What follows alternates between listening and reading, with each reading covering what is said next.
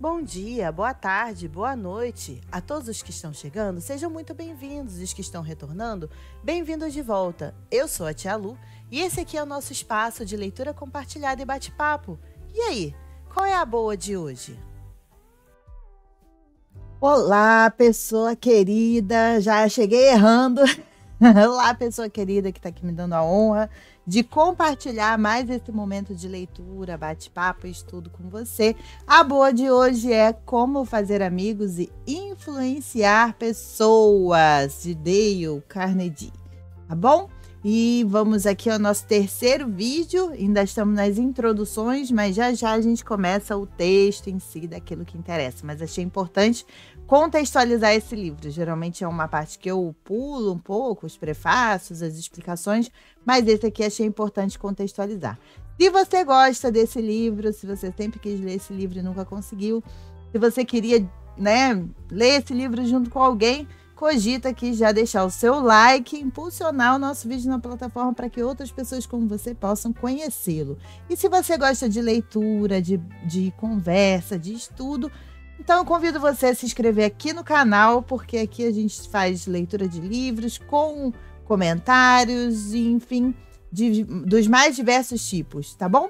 Então, bora, gente, lembrando que eu estou aqui com livro físico, então a gente não tem tela de leitura, então você pode colocar esse vídeo e continuar com seus afazeres e escutando o que a gente está lendo aqui e comentando, tá bom? Então, bora! Como e por que esse livro foi escrito pelo próprio Dale Carnegie. As editoras da América do Norte, nos últimos 35 anos, publicaram mais de 1/5 milhão de diferentes livros. A maioria deles extremamente enfadonhos e muitos constituíram-se em fracassos financeiros. Muitos, disse eu. O presidente de uma das maiores editoras do mundo confessou-me recentemente que em cada 8 livros que publica, a sua companhia perde dinheiro em 7. Por que então me atrevi a escrever outro livro? E depois de haver escrito, por que incomodá-lo com a sua leitura? Perguntas razoáveis ambas, vou tentar responder. Desde 1912, venho dirigindo cursos educativos para negociantes e profissionais de ambos os sexos em Nova York. A princípio, tais cursos eram apenas sobre como expressar-se em público e se destinavam a treinar adultos, pela experiência de então, para que eles pensassem por si mesmos e expressassem suas ideias com mais clareza, eficiência e equilíbrio, tanto nos seus contatos comerciais como nas entrevistas públicas. E o que mais me impressiona em tudo isso é que esse livro, ele começou a ser pensado tem mais de um século. E tudo que ele fala aqui ainda é muito atual e serve para os nossos dias. Embora tenha o Como Fazer Amigos e Influenciar Pessoas na Era Digital. A gente vai trazer ele aqui também. Gradativamente, porém, com o passar dos anos, compreendi que os alunos que precisavam do treino para facilidade de expressão necessitavam ainda mais da habilidade no lidar com as pessoas, quer nos contatos comerciais, quer nos sociais de todos os dias. Aos poucos, compreendi também que eu mesmo necessitava de tal treino. Quando agora olho para trás, através dos anos, fico perplexo ao reconhecer a minha frequente falta de traquejo e de entendimento. Como eu queria que um livro como esse tivesse caído em minhas mãos há 20 anos. Que dádiva de inestimável valor teria sido. O trato com as pessoas, sem dúvida alguma, é o maior problema que o indivíduo tem a encarar, principalmente se é um comerciante. Sim, e isso também é uma grande verdade se for um arquiteto, um engenheiro ou uma esposa que dirige a sua casa. Investigações e pesquisas realizadas sob a condução da Fundação Carnegie para o Desenvolvimento do Ensino e mais tarde confirmadas pelos estudos levados a efeito pelo Instituto Carnegie de Tecnologia demonstraram que não há fato mais significativo que este. Mesmo em carreiras técnicas como a engenharia, essas investigações demonstraram que apenas 15% dos sucessos financeiros de um indivíduo são devidos aos conhecimentos profissionais e cerca de 85% à competência na engenharia humana, a personalidade e a habilidade para dirigir pessoas. Por muitos anos, ministrei ininterruptamente cursos no Clube de Engenharia de Filadélfia e na seção de Nova York do Instituto Americano de Engenheiros Eletricistas. Seguramente, mais de 1.500 engenheiros passaram pelas minhas classes. Chegaram até elas porque, finalmente, depois de anos de observação e experiência, compreenderam que os homens mais bem pagos no vasto campo da engenharia não são sempre os que mais conhecem os segredos técnicos da profissão.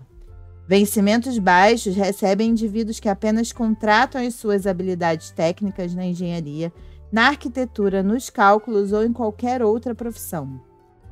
Mas o indivíduo que possui conhecimentos técnicos, mais a facilidade em expor as suas ideias, em assumir a liderança e despertar o entusiasmo entre os homens, por certo tem a seu favor maiores possibilidades de ganho.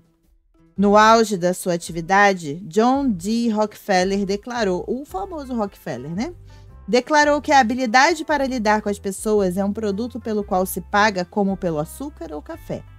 E eu pagarei mais por essa habilidade, disse Rockefeller, do que por outra qualquer debaixo do sol. Não seria justo, pois, que todas as universidades do mundo tivessem cursos destinados a desenvolver até o máximo a habilidade mais bem paga debaixo do sol? Mas se existe um curso prático e bem orientado dessa espécie para adultos em alguma universidade da Terra, ele escapou à minha atenção ao escrever o presente livro. A Universidade de Chicago e as escolas da ACM realizaram uma investigação para saber o que os adultos realmente querem estudar. Este inquérito custou $25 mil e durou 2 anos. A última parte foi feita em Meriden, no estado de Connecticut. Meriden foi escolhida como a cidade americana típica. Todos os seus adultos foram entrevistados e convidados a responder a 156 perguntas tais como: qual o seu negócio ou profissão, sua educação, como emprega as suas horas de descanso, qual a sua renda, suas diversões, suas ambições, seus problemas, quais os assuntos que mais lhe interessa estudar. Se fosse hoje, 156 perguntas pode esquecer, ninguém ia responder esse questionário. E assim por diante. Quando a gente vê um questionário de 30, a gente já fala assim, não, fica para depois. Este inquérito revelou que a saúde é o interesse principal do adulto e que o segundo interesse são as pessoas, como entendê-las e lidar com elas, como fazer que as mesmas o estimem e como levá-las a pensar do mesmo modo que a gente. Por isso, a comissão que estava dirigindo a pesquisa resolveu instituir tal curso para os adultos em Meriden. Os seus membros procuraram cuidadosamente um livro didático sobre o assunto e não o encontraram. Por fim, aproximaram-se de uma das maiores autoridades mundiais em educação de adultos e perguntaram-lhe se conhecia algum livro capaz de atender às necessidades do grupo. Não, respondeu ela. Sei o que esses adultos querem, mas o livro de que precisam jamais foi escrito. Sabia, por experiência própria, que a declaração era verdadeira, pois eu mesmo andei anos a fio procurando descobrir um manual prático e exequível sobre relações humanas.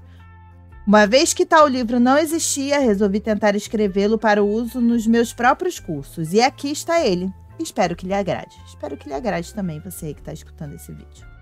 Na concretização deste livro, li tudo o que me foi possível encontrar sobre o assunto. Tudo em colunas de jornais, artigos de revistas, anais da corte de divórcios, os trabalhos dos antigos filósofos e dos novos psicólogos.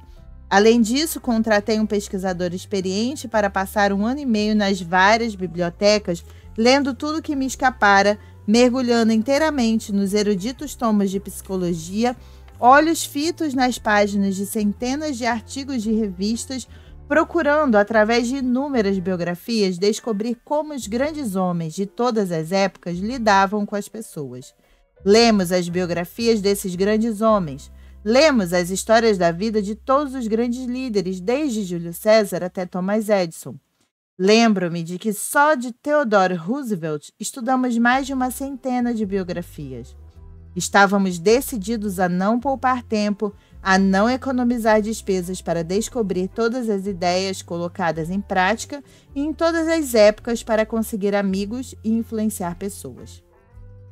Pessoalmente, tive a ocasião de entrevistar personalidades marcantes, algumas delas de fama mundial, como Marconi e Thomas Edison, políticos como Franklin Delano Roosevelt e James Farley, homens de negócio como Owen D. Young, artistas de cinema como Clark Gable e Mary Pickford, Exploradores como Martin Johnson, tentando descobrir a técnica que eles empregaram nas relações humanas. De todo esse material, preparei uma curta palestra. Intitulei-a Como Fazer Amigos e Influenciar Pessoas. Eu digo curta. Na verdade, foi curta no começo, mas agora está transformada numa aula cuja leitura consome 1h30. Durante anos seguidos, li essa conferência para os adultos que se sucederam nos cursos do Instituto Carnegie em Nova York. Fazia a conferência e pedia aos estudantes que se retirassem e procurassem experimentar, nos seus contatos comerciais e sociais, os princípios citados, e então voltassem às classes para falar sobre as experiências e resultados obtidos. Que coisa interessante! Homens e mulheres desejosos de desenvolvimento fascinaram-se pela ideia de trabalhar numa nova espécie de laboratório, o primeiro e único laboratório das relações humanas que já existira. Este livro não foi escrito no sentido usual da palavra. Ele cresceu como cresce uma criança. Cresceu e desenvolveu-se com esse laboratório e experiência de milhares de adultos.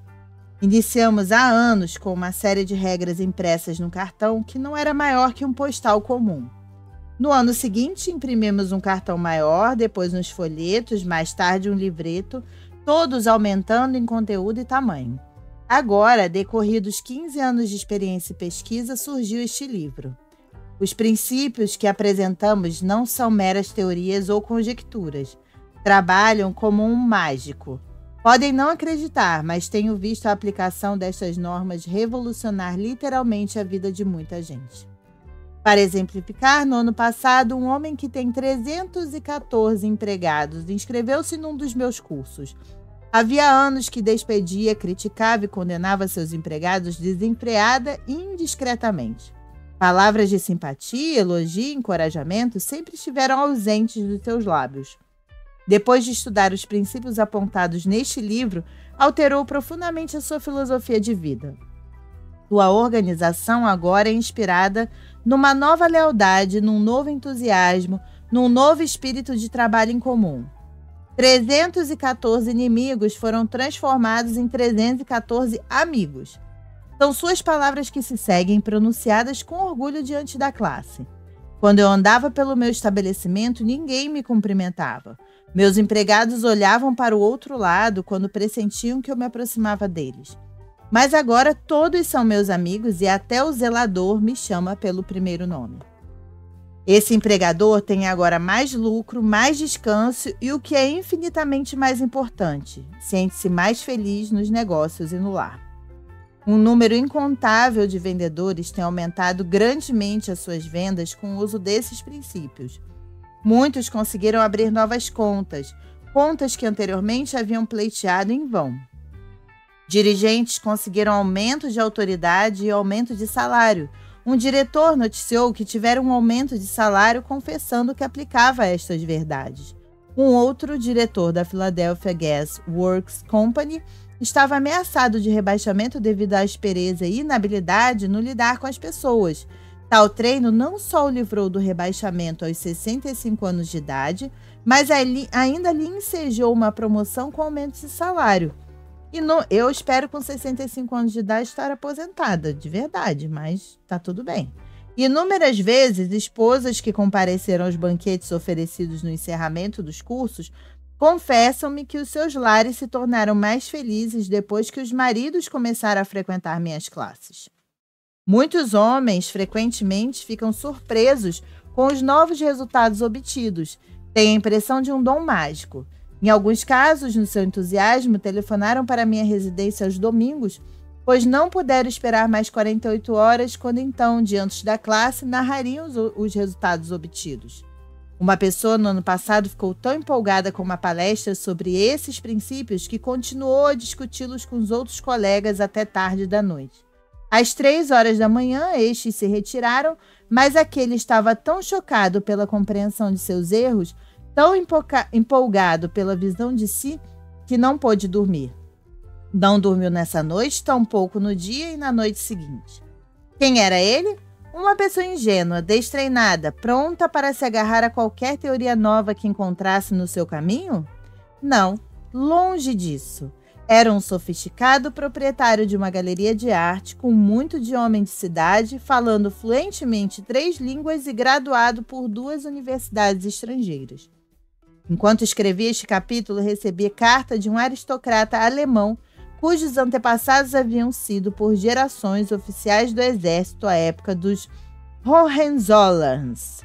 Sua carta, escrita a bordo de um transatlântico, dizia-me com fervor quase religioso sobre a aplicação que fazia desses princípios. Um outro homem, um velho morador de Nova York, graduado pela Harvard, cujo nome tem notável projeção nos registros sociais, proprietário de uma grande fábrica de tapetes, declarou que havia aprendido mais em 14 semanas através desse sistema de treino acerca da pura arte de influenciar pessoas do que sobre o mesmo assunto nos seus 4 anos de curso superior. Ah, mas eu não duvido, né? Porque eu fiz 5 anos e meio de curso superior e muita coisa só aprendi muito depois, né? Absurdo? Digno de riso? Fantástico? Naturalmente, todos possuem o direito de dar a tais declarações o adjetivo que mais lhe aprouver. Só estou narrando sem comentários. Aqui os comentários são nossos, tá? A declaração feita por um prudente, eminente e próspero graduado de Harvard num discurso público pronunciado diante de aproximadamente 600 pessoas no Yale Club, em Nova York, na noite de quinta-feira, 23 de fevereiro de 1933. Comparados ao que devíamos ser, disse o notável professor William James, da Harvard, estamos apenas meio acordados. Fazemos uso somente de uma pequena parte de nossas reservas física e mental. Ou, dizendo de modo claro, o ser humano vive em grande parte dentro dos seus limites. Possui poderes de várias espécies, as quais habitualmente deixa de usar. Poderes que habitualmente deixa de usar. O único objetivo deste livro é ajudá-lo a descobrir, desenvolver e colher os benefícios dessas reservas adormecidas e não usadas. Educação, disse o Dr. John G. Ribben, antigo presidente da Princeton University, é a habilidade de enfrentar as situações da vida. Se ao chegar ao 3º capítulo desta obra o leitor não se sentir mais preparado para enfrentar as situações da vida, considerarei este livro um completo fracasso. O grande objetivo da educação, afirmou Herbert Spencer, não é o saber, mas a ação. E este é um livro de ação. Dale Carnegie, em 1936. E assim a gente vai terminando aqui o nosso capítulo de hoje. O próximo capítulo são 9 sugestões para obter o máximo proveito desse livro, para então a gente começar realmente nas técnicas que ele propõe. E aí, você tá gostando? Então deixa aquele like, muito legal, se inscreve, faça parte da família. Aqui embaixo tem os links das minhas redes sociais, Twitter e Instagram, embora eu use mais o Instagram do que o Twitter. E aqui em cima a playlist, ó, de todos os trechos que a gente já leu até o momento desse maravilhoso livro. Se tá chegando depois, já deve ter muito mais coisa lida, tá bom? Um grande beijo, espero que vocês fiquem bem, cuidem-se bem. A gente se vê no próximo vídeo. Um beijo e tchau! Tchau!